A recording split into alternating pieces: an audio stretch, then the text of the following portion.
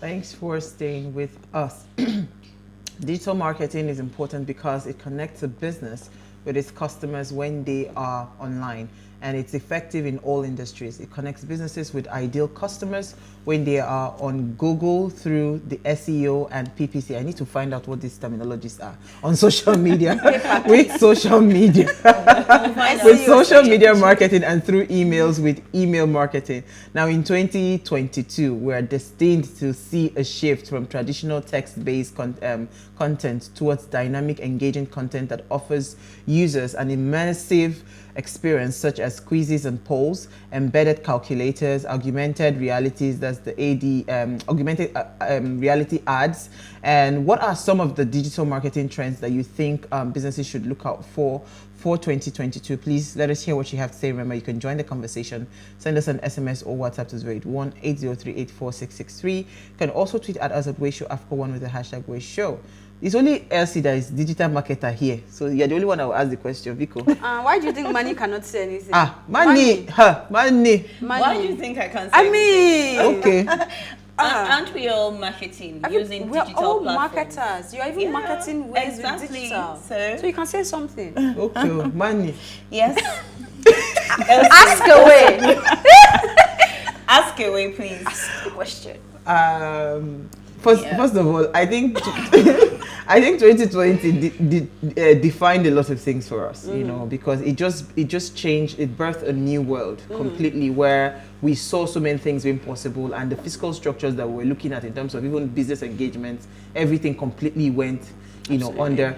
And the new wave of, people doing so many things in terms of content creation and all of that, it just became the norm, and everybody wanted to do something online so that they could earn money. So what do you think, in terms of media marketing, digital marketing, do you think you as a business, you've done enough, to harness the opportunities there? Done enough, no. Trying, yes. Okay. So digital media marketing is just about it's another way of distributing, like different, what would I call it, businesses. It's a form of distribution, media distribution. So as opposed to doing things the regular way we used to know, traditional way. Let me give you an example. In the past, I used to buy magazines like Ovation, Cosmopolitan, Ebony. Now, how do I read these magazines? I go on the internet and I get them downloaded. So it's just another way, it's another channel of still doing business. But now you are reaching far more people than you would, You know why I'm setting you? Because me, I asked you this question before. You're a lawyer. Lawyers are still carrying BB files everywhere. How you guys not? That has to do with Nigeria. Has to do with Africa. The world is moving on. If we decide to stay put and not move on, and that's our business. For the lawyers, it's a sign of intelligence. So I don't see us dropping our books anytime soon. Your book can become mobile, but we use media to market other things. But as for our books, just leave us first. So are you allowed? Your book will never become an e-copy thing? No, they're already e-copy. We already have them. No, I was going to ask, as a business, because I know some businesses, they don't allow you to, it's wrong for you to advertise our profession. Yes, we're professionals, so we're not supposed to be seen to be begging. They're not professionals. We're not supposed to be seen to be begging for markets, for clients. No, it's a very, very unethical. It's unethical, yeah. So how do you now take advantage of media? You know what? Let me call. So what they use? We use different forms of marketing. We write a lot of thought leadership. We write a lot of articles. When they close deals, they put it out there. Oh, I closed this deal or something. My baby is very smart. That's why I came to her first. You're the one that was. I just wanted to show you that I know too. Yes, you do, my darling. So let me hear your thoughts, Elsie, quickly. Then I'll bring in our guest. So we have the perfect guest. I will just respond to what you said before. That's SEO, means search engine optimization. Okay. We're pressing it down. Search engine. PPC is pay per click. Okay. Right. So she will explain for that. I just want to say that I think the work of a marketer is now enormous, because except you work in an environment where they understand to have like a disparity in terms of who is handling traditional marketing and digital marketing, or at least some cases is that there's no funds to really separate it, so you're doing everything. Your job is now a whole lot, and keeping up with the trend. You said something about emerging social channels.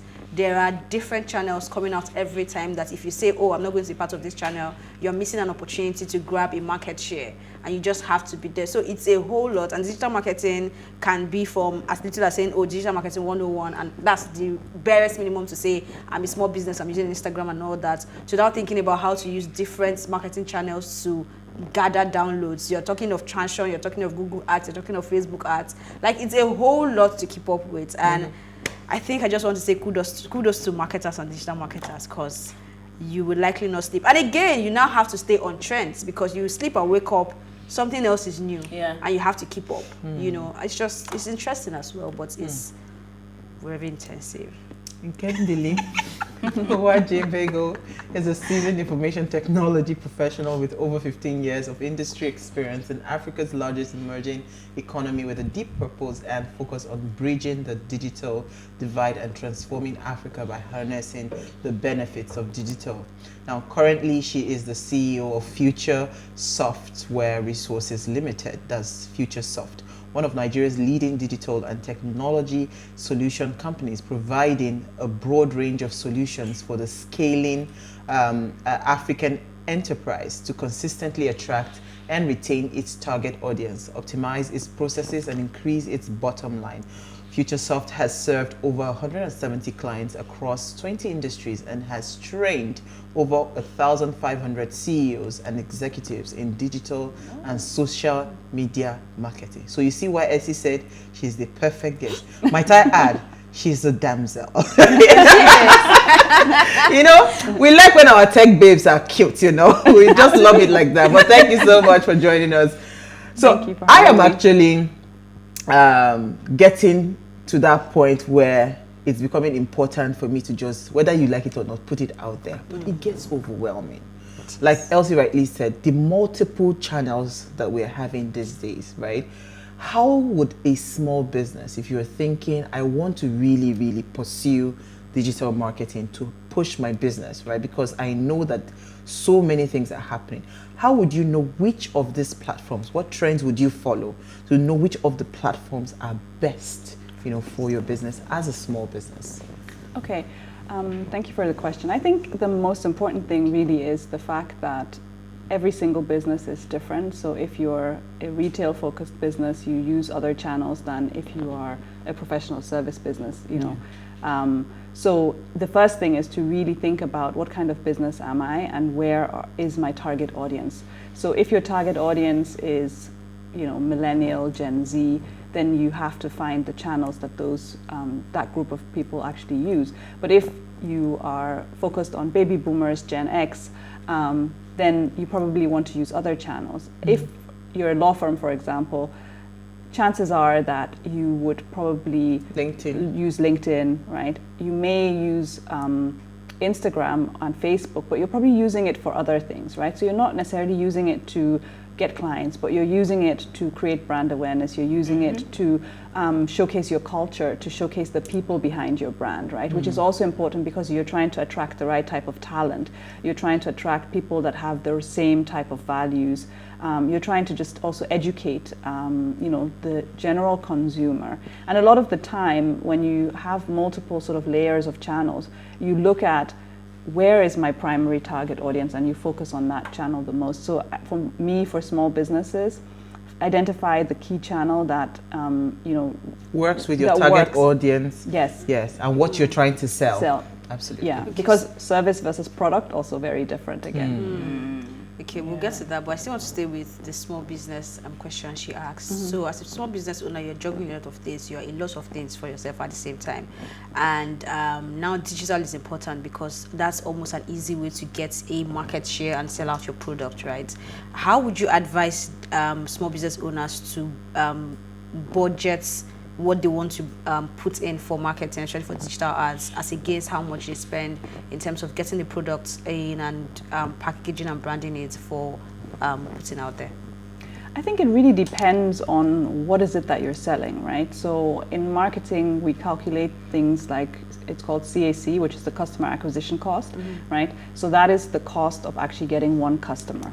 And the customer acquisition cost really is a metric that is very subjective because your customer acquisition cost can be $10, but your product costs $100, right? So if you're using $10 to get me to spend $100, that sort of makes sense. But if you're using $10 to get me to spend $1 or $2, then you know, it doesn't really make sense for you. So I think it's important that as a business, you really look at what is your service or product valued at, and what would you normally spend, right, in traditional marketing to attract that customer. In digital, the beauty is that, like Elsie said, you can track everything, right? So you can track how much you're spending, you can track the conversions, you can track you know, how many people click, you can track all of those different metrics, and that allows you to then also have a really good overview of the cost. And the beauty with digital as well is that you can change strategies very fast, right? So if it's not working, you can immediately just tell. Exactly. The parameters are there. Yeah, so because you can measure everything, you can say, you know, I'm going to spend $10 and test this out and see what happens. And if it works, it works. If it doesn't work, then you can only increase your budget. Exactly. Awesome. I was going to ask, you know, Mani, you have a question? No. Okay, I was going to ask that, you know, what is it costing small businesses or businesses in general if they do not, you know, monitor this kinds of trend for their business, like, and position their business for it? Like, what's it costing us? Because sometimes when you see Elsie hammering it, you know, she gets so upset, you know, because she's seen that this thing is actually viable, but the people did not just look in that direction, like it wasn't important. And now we are seeing that the product, even though the product was good, there was a total failure because they did not even spend that extra to pay attention to the marketing, the digital marketing part of the, you know, promotion of the product, you know, so they end up failing. So maybe you should tell us the cost. Why do we need, you know, digital marketers? Why do we need you guys? I think it's kind of like sink or swim. So for me, I think any business that doesn't invest in their digital marketing strategy and the digital strategy and technology as a whole is not going to survive the next 5 to 10 years. And I think this goes from a very basic business like being a vulcanizer to selling hair, or a business that is into shipping, right? Because there are different uses for digital in each of those businesses, right? A vulcanizer that, for example, has a Google My Business account and can be found on Google Maps has a much better advantage than his peer that is down the road and doesn't have that, right? You know what? So let's just go on a very short break. We'll be right back. Stay with us.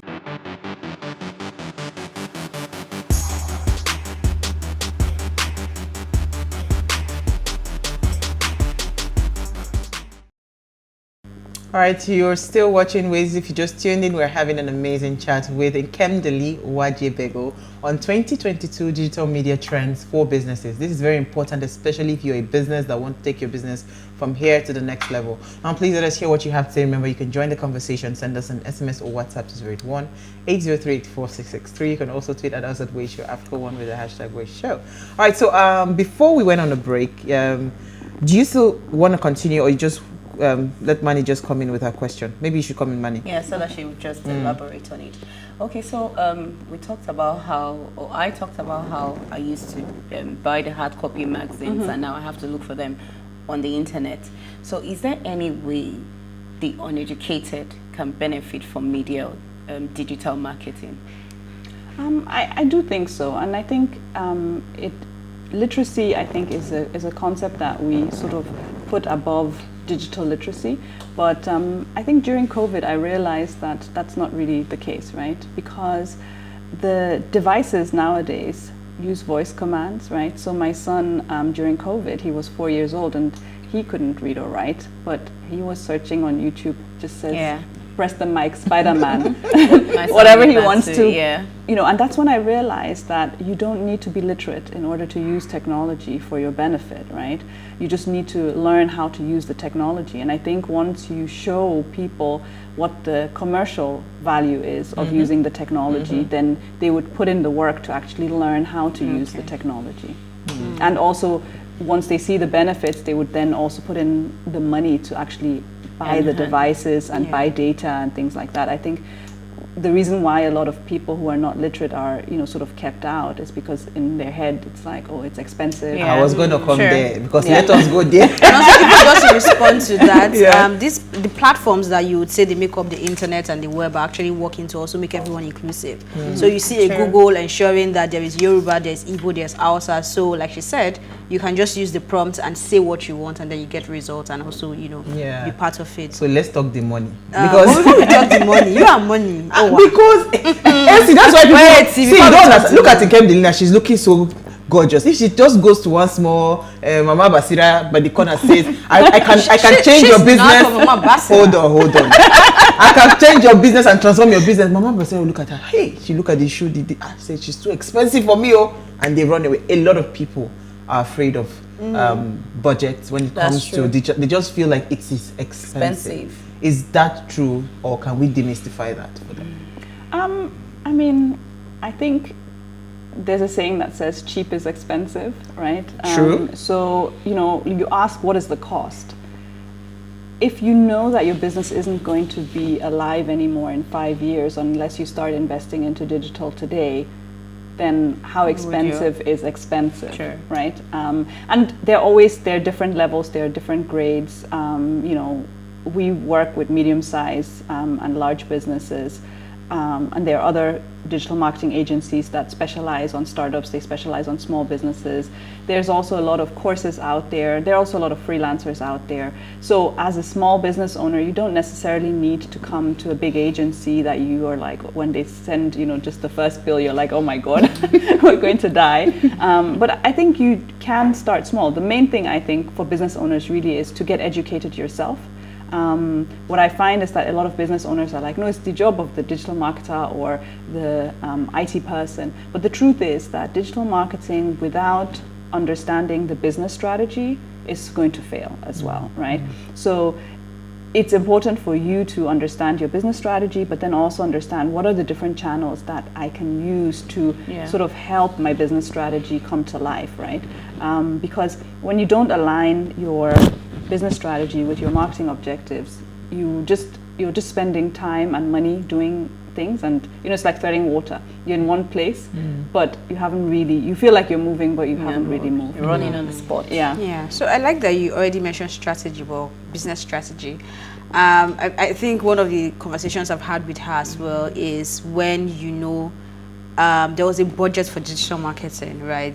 That budget was put out there and it was executed, but it was still a flop, right? And that takes me to the strategy behind digital marketing. Yes, there is having a budget and knowing that you need to do it, but I need to speak to having the right strategy for the right job and getting the right people as well. How would you advise, especially those who have the big budget, to ensure that projects are done by the right people and especially with the right strategy? Because I've heard people say, oh, influencer marketing don't work. And I say, no, it works. But you have to know the kind of influencer marketing or the kind of strategy that is going behind the budget and the business that you want to promote, right? Yeah. So I think for me, it all boils down to making sure that you have the right people actually working on the strategy. And a lot of the time, when you go to an agency, the benefits of an agency is that you are not talking to a single person, right? You're talking to a team. The team has different experiences. They've worked on multiple accounts. They've have many years of experience. They've seen what happens when you do this or you don't do this, right? And that's always a benefit because you get viewpoints from multiple people, you get the expertise of multiple people, right? And digital marketing is so vast, like you said, right? The person who is doing the graphics is not the same person that is writing the content, is not the same person that is doing the analytics and the reporting, is not the same person that is updating the website or even developing the website, and it's not the same person that is running the ads or scheduling the ads or even programming the ads to run. So when you think that one person is sort of just like a one size fits all, the truth is that the person will probably have limited knowledge in each of these fields, but not really have in-depth knowledge. Whereas when you go to an agency, you get the expert for SEO, you get the expert for web, you get the expert for digital marketing, you get the expert for social media marketing, for it's email literally marketing. what you're paying for. But I was going to say that a lot of times I see that because there are common mistakes a lot of companies make. So maybe, for instance, I come to Nkemdili, I contract her for the first year, I see what she's done. The next year, I think I can do it by myself. They do that a lot. A lot of businesses do that. So what are the common mistakes you have seen dealing with MSMEs and the big companies, when it comes to their marketing plan? Because I mean, the first day can go so well, so they feel like, what did Nkem do? She didn't do it. I can do this. I can do it myself, It's not just one It's post. not just one post, That's what or they can say, she got a few people, we can call them directly and do that. So what do you think are the biggest mistakes a lot of businesses make when it comes to dealing with agencies and, pushing out their content or promoting their company? Yeah, so I think it is really that attitude of just thinking it's super easy, right? And I remember I went for a pitch once to do SEO, and the man was like, "This thing is so expensive. Why is it so expensive? That is it not just one click?" I said, "Sir, is it one click? Please click it. Click it. No, teach me how to click it. I will pay you this money. This money that I've put in my proposal, I will pay you if you teach me the one click, because." Then I know that I will be set for life. And the man just started laughing because he knew that it's not one click, But that's it, right? You underestimate the actual effort that goes in. I think you also underestimate the actual profession and the years of experience, right? And I think the most common thing that I've seen is where people underestimate the role of strategy and just feel, well, but they're just putting stuff together, right? But the truth is, we're not just putting stuff together. Absolutely. There's a strategy behind it. There's a method to the madness. There's a way that you have to do the things and how they stack on top of each other for them to give you outcomes, right? And I always tell my clients, I'm like, so we have a law firm as a client, for example, and I said to them, if I was your client and I came to you and I said, no, I can't write this contract myself, and then I, write it, and you look at it and you're like, what is this, right? And you start laughing at me because you know that if I sign this contract and, take it to court, I am doomed, right? And it's the same thing with digital marketing, right? When we see clients who are like, oh no, we can do that part by ourselves, we're like, okay, go ahead, no problem, go ahead, but this is what you should be doing, right? So I think a lot of it is because it's not a profession that has been there for a long time, right? Because you would exactly, right? So it's easier for me to say, okay, I'm going to pay a lawyer to look at this contract or to write the contract, because I know that lawyers have been there since day one, pretty much. The same thing when you're feeling bad, you're going to go to a doctor. I think lawyers have worked hard in using words that normal human beings will never understand. And we do it on deliberately. Yeah. But I mean, so that you keep humming. Yeah. So I think we just also need to, first of all, take a little bit more time and effort to establish the profession more, right? And I think, secondly, it's also for businesses to see the value. And I think this is already happening. Okay, right? I was going to say that. Sorry, Elsie, I think you wanted to come in. I want to say that, is this unique, this attitude, is it unique to us here? Or is something that is global? Is a global thing that everybody just feel like I can do it myself and all of that? So it is a global thing. It's a global thing. It's not unique to, because Nigerians were a special breed. No, I'll tell you a funny story. I was in a lift in the US going to the airport, and I was talking to the lift driver, and he actually works in an agency and he just drives the lift on the side. So, we were exchanging stories and it was the same. And I'm like, this is crazy, and he actually, was from somewhere in Eastern Europe, and he had an agency there before he moved to the US, right? So he was like, it's the same there, same in the US. So I'm like, yeah, in Nigeria too. It is there. So, it's everywhere. Yeah. So it's not common to us. Okay, I have peace now. But you have to think about the internet is not that old, right? So it's still a very new, profession. And when you look back, even in the last 5 years, right? 5 years ago, there was no job called chatbot specialist, for example, right? Today there are those jobs, and there are people who specialize in that, right? So I think people are still getting used to the fact that there are all these fancy job titles, and to them it's like, okay, but what are you really doing? I know that. Okay, let me take this comment. It says the world is changing all over digitally, especially media-wise. When it comes to expand and get your works or what you want to market worldwide, we can't afford to be left behind in Nigeria. I'm proud that the women are not left behind when it comes to creativity. Sure. Well done, ladies. This is from Bobby Kennedy Jalingo, Taraba State. Thank you, Bobby Kennedy. So away from that, I think I wanted to touch on a part you mentioned, which is, I mean, that digital marketing has different profession like inside that box, right? And one of which you mentioned is content creation, those who write the copies. Yeah. So what is the place of storytelling for content strategy when it comes to digital marketing? Storytelling is very important, right? Because you need to keep people engaged and entertained, right?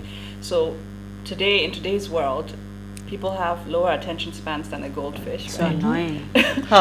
You know, but I mean, just think about it. You have your phone in front of you, you have your notifications on, then you're like, oh, my friend messaged me, and you're gone from the website that you were trying to research this, I don't know, service that you actually really need for your business or something, and suddenly you're chatting with your friend. Then you see somebody went live on Instagram. You're like, okay, what's that? Let me see. And Elsie did a low challenge. We go and watch it for 1 hour.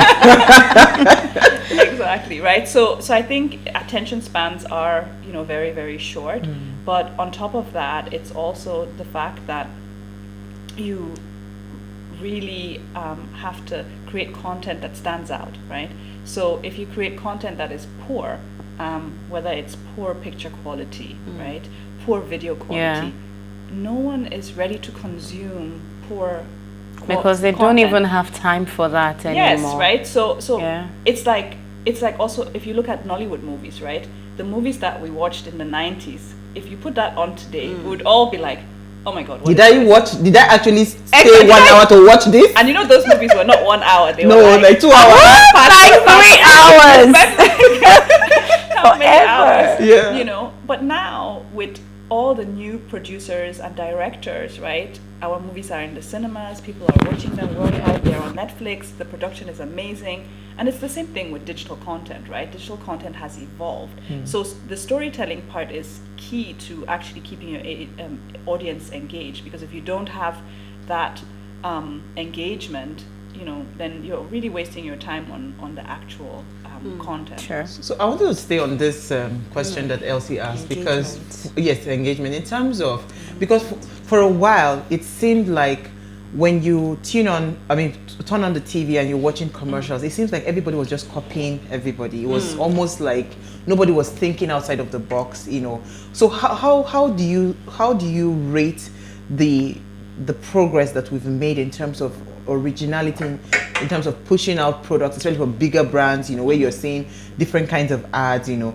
Some companies, I wish I could mention them, actually changed the entire narrative, and people started, so we could see that a lot of things now, people are paying a lot more attention. What do you think has changed that narrative that is making it a lot better? That we're not seeing same old, you know, same, you know. So I think there's more creative talent. Brands have also realized that if you want to play, you know, you want to play with the big boys, you have to be creative, and you have to do something that's going to go viral, and you have to understand what your audience wants to see, right?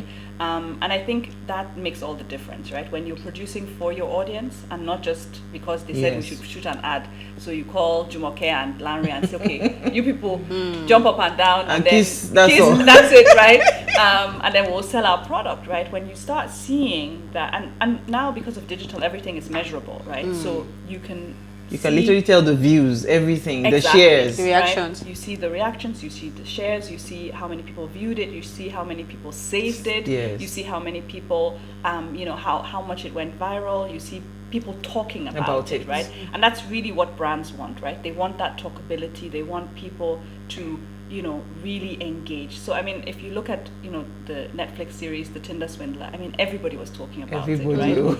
Everybody, right? But it was because of how, first of all, how it was marketed, and secondly, because obviously the actual content of the series was just like mind-blowing, right? So that is how something goes viral. And that, because when Elsie's talking about it, I'm like, what's this thing that she's talking about, right? Then I now see it on somebody else's status, and I'm like, this thing again, what is this, right? And that's how you then... It was everywhere. Yes. So there's hardly anyone that you meet that hasn't heard about it. Even if they haven't watched it, they would have heard about it, right? And I think that's really where brands are also going with their, you know, adverts and their commercials, and where they're also trying to pull other brands in, right? So there was a something Heinz did, right? So they said, oh, this is a new recipe, Heinz beans and Weetabix, right? And there were so many brands that jumped on it. Collaborations. Right, so there were collaborations, but then there were also people who were like, nah, that Doesn't doesn't work. right? And they then created other combinations where like, no, this is much better, right? And there were Nigerian brands that jumped on Because it's that. real-time feedback you get. When the Exactly. content is great, you would see real-time feedback. Yeah. That it's Immediately. working, yes. Yeah. Awesome. You know. Awesome. We were chatting away, we forgot that the time is running. Yeah, time is running. Manage, you have a question. No. If you leave me, I'm going to keep talking now. Oh, okay. So Okay, go ahead. Go ahead. I was going to ask a question. Let me ask a very quick one. So who needs this digital media marketing the most? I would say any business, really. Whether you're a service business or you're selling product, your retail, I think any business requires digital marketing, maybe at different levels, right? And then obviously, like you earlier mentioned, there are restrictions within a different age industries and professions where there are laws that don't allow you, but there are still ways, right? So you talked about creating a lot of content, creating thought leadership. That is for professional services, and actually almost any B2B service business, really the way to go forward, right? It's content marketing, email marketing, it's optimizing your SEO, your website, so if you are not allowed to run ads, you're not allowed to really, put out content that draws people in, but you can create content that educates, you can create content that shows your expertise, you can create content that positions you as a thought leader, that positions you as an expert. So that you are the space. go-to person, top of mind awareness, exactly. and all of that. I was going to say that because, common mistakes when your brand is doing so well, like you feel like at that point you don't need, it's an automatic sell. Right? That's a Nigerian problem. Right? So those brands, because when I heard the pay for 30 seconds at the Super Bowl in America, I said, Jesus Christ. Because they understand how powerful it is, and that's why they will pay, was it $7 million for a 30-second ad? Yeah. They will not pay it in Nigeria. So, and these are brands that, it's not like they are not known. They are doing well. The brands are doing well. So what do you say to those brands, right, that your product is great, everybody's buying your product and all of that? What would you say about, them paying attention to still promoting and marketing those products? Coca-Cola still advertises. I will. So if they still advertise, who are you? I can tell you. That's all. Yeah. So I think it's really about understanding that your consumers need to have, you just mentioned the word top of the mind awareness, right? So I need to remind you of me all the time in order for you to not forget me, right? Because there are other options, right? And if you see those other options all the time, at some point give you a great offer. You're going to lose market share, right? Go ahead. So I think it's really important for brands to invest into just that top of the mind awareness, right? And really we call it brand sustenance, right? So at some point you get to the point where you're recognized by everyone, people know you, people are buying, you're making sales, everything is great, but you need to sustain, right? So you need to sustain that momentum. So that's not the right time to drop your marketing budget. No. Most brands actually increase their marketing budgets at those times because they understand that there is so much more to, marketing, and also because we're at a crossroads where we have multiple generations, right? So you have your Gen Zs, you have your millennials, you have Gen X, you have the baby boomers. They all want and think very differently, right? Yeah.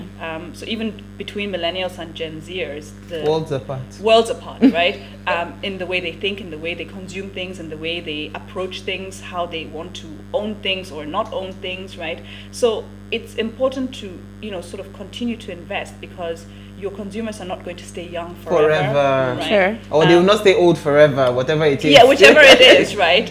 But they're shifting, so it means that you need to shift with them, right? So it's called cross-generational marketing, where you really need to start thinking about how do you attract the next generation of customers, and what do you do to, be cool for the young generation? How do you stay relevant for the older generation, right? That has known you for a really long time, but then when you get too modern, they're like, we don't understand this thing that you're doing, right? And why are you going down this way? So you have to create content that speaks to each of those target segments and put it on platforms that each of them actually Would use, see. right? You see why they pay her So big money? that's Did you just see that? I Well, I that. think we've had a fantastic. We've run Yes, out of we time. have. Did you have another question? No, that's okay, we good. don't have question. We don't. But thank you so much. I think we've had a fantastic conversation. Honestly, would love to have you back. I mean, this was lecture. What do you call them again? Marketing 101. No, Well, this this one is is more than 301. No, this is more than 101. Give us Oh, this one was 401. It's No, 400 level. consultancy level. Yeah. But I hope you had fun with us. I did. Thank you so much. Thank you, Manny. Thank you, Elsie. We had a fantastic conversation. Now, before we go, do ensure you follow us on Instagram at PlusTvAfrica. You can interact with us further, drop a comment, and more importantly, follow all our engagements, both online and offline, on social media, everywhere. Now, you see that we bring great people to discuss things. If you were taking notes, I'm sure your business would definitely I was take a new taking shape. notes Yes, as well. your business will definitely take a new shape after this show. All right, so if you missed today's quote, here it is again. Marketing's job is never done. It's about perpetual motion. We continue to innovate every day. I mean, you wrapped it up nicely where you said you have to continue to stay relevant and you have to also find a way to trap in the new generation. You call it cross-generation marketing. Yeah. We'll see you guys live on Monday at 8 p.m. You see, I go school. At 8 p.m. as we bring another great conversation to your screen. Enjoy.